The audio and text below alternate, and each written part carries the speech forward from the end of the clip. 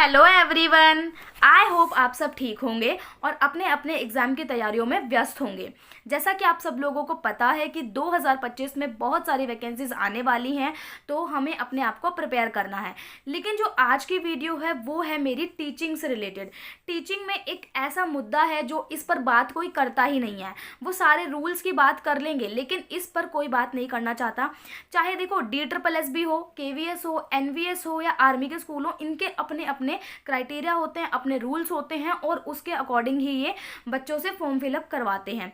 लेकिन इस चीज़ के कारण बहुत सारे बच्चे बाहर हो जाते हैं। देखिए, एज एक अपनी जगह है, ठीक है, और जिस सब्जेक्ट से आप दे रहे हो वो अपनी जगह है, ठीक है, सारे रूल्स एक तरफ। लेकिन जो ये वाला रूल है ये बहुत ही बेकार है और इससे इतने सारे बच्चे बाहर हो जाते हैं कि वो कंपटीशन में बैठ ही नहीं पाते। ये क्या है? Subject combination. ये मतलब लगता है कि जो बच्चे बेचारे फंस गए हैं कि यार अब तो हम अप्लाई नहीं कर पाएंगे, वो बच्चे या तो KVS में नहीं कर पाते या DSSB में या NVS में, ठीक है, यहाँ पे अप्लाई वो नहीं कर पाते हैं just because of subject combination. देखिए, बात क्या है, चाहे आप आर्ट्स बैकग्राउंड से हो या आप कॉमर्स से हो या फिर आप साइंस से हो, ठीक है, तीनों के लिए ही रूल्स होते हैं कि अगर आपके पास ये 2 सब्जेक्ट हैं, ठीक है, तो आप अप्लाई कर पाओगे। क्योंकि हमें ऑप्शन दिया जाता है कि इन चारों में से कोई 2 आपके पास हों, तीनों साल हों। ऑनर्स वालों के लिए भी यही है कि अगर कोई ऑनर्स करता है, चाहे हिस्ट्री ऑनर्स या जो भी ऑनर्स वो कर रहा है, तो उनके लिए भी रूल्स है कि तीनों साल ऐसा हो। लेकिन हम सबको पता है कि जो भी बच्चे दिल्ली से हैं, जो यहाँ से पढ़ रहे हैं, तो उन्हें या फिर कहीं और से भी होंगे, तो वहाँ पे रूल है कि हम कॉलेजेस में कि हम लोग जो है 2 साल तक उस सब्जेक्ट को पढ़ेंगे, लेकिन तीसरे साल उस सब्जेक्ट को स्किप करना पड़ता है, यानी कि छोड़ना पड़ता है। तीसरे साल हम उसको नहीं पढ़ पाते।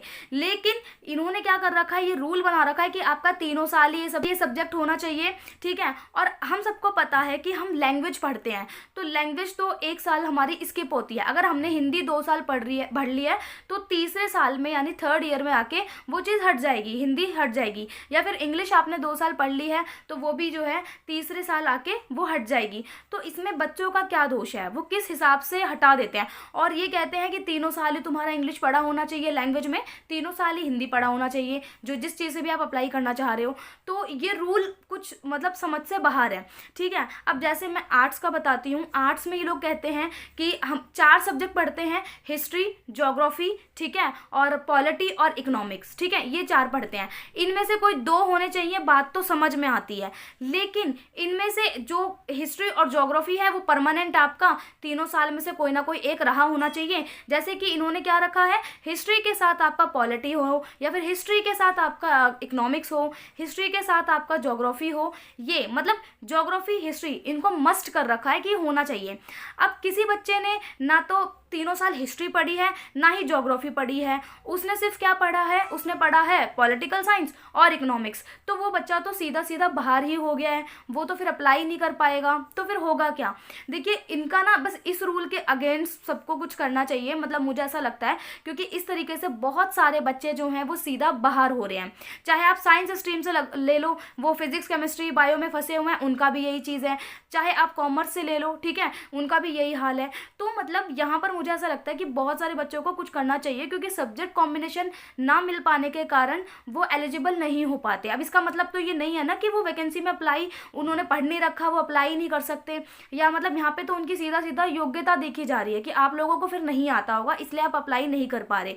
तो मुझे ऐसा लगता है कि अब आप लोगों को अब मतलब कहीं अपनी आवाज़ उठानी चाहिए और मतलब ऐसा बताना चाहिए कि यार ये चीज़ें तो गलत है कि सिर्फ सब्जेक्ट कॉम्बिनेशन की वजह से बाहर है। अगर किसी बच्चे ने तीनों साल पॉलिटिकल साइंस और इकोनॉमिक्स पढ़ी हो, या पॉलिटिकल साइंस या पॉलिटिकल साइंस या फिर उसने सोशियोलॉजी पढ़ा हो, लेकिन उन्होंने ये मस्ट करके कैसे लिखा हुआ है कि भाई तुम्हारे पास हिस्ट्री और ज्योग्राफी होना चाहिए, और ये बहुत जगह रूल है। DSSB में तो ऐसा नहीं है ये वाला, लेकिन KVS में आधे मतलब बहुत सारे बच्चे बाहर हो जाते हैं सिर्फ इस चीज़ की वजह से।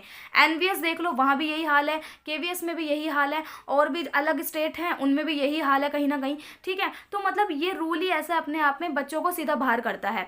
अब करना क्या चाहिए, अब बच्चे अब क्या करें, 3 साल का तो वो कॉलेज कर चुके हैं, अब उनके पास क्या ऑप्शन है, क्या उनके पास ये ऑप्शन है कि क्या वो एडिशनल मतलब दोबारा से उस सब्जेक्ट को अलग से 2 साल पढ़ लें। ठीक है, ऐसा सुनने में था कि अगर हमारे पास ये ऑप्शन बचता है कि हम एडिशनल लेके दोबारा से मतलब जो हमारे पास सब्जेक्ट नहीं था और जो उन्होंने डिमांड रखी हुई है, जैसे हमारे पास हिस्ट्री और ज्योग्राफी नहीं है 3 साल, तो फिर क्या हम उसको एडिशनल वे में कर सकते हैं 2 साल के कॉलेज को कहीं भी मतलब लेकर। लेकिन अब यहाँ पर ये बात है कि अगर हम कर लेते हैं तो क्या इन्होंने मतलब जो भी टीचिंग पोस्ट के एग्जाम्स होते हैं DSSB KVS NVS, तो क्या ये एडिशनल बेस पे जगह देंगे उन बच्चों को जो बच्चे अलग से लेकर दोबारा पढ़ लें।